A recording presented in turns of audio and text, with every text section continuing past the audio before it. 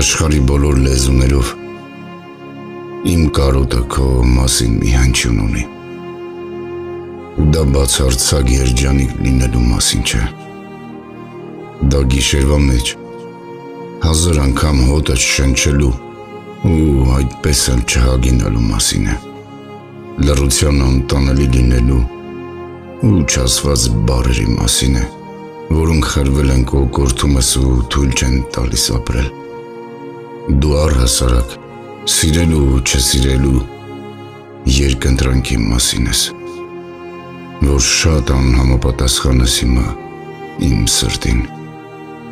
Եղանակի շոկ լինելու ու արևի տակ մրսելու մասին ես, որ եկել ես միջև ոսկորներս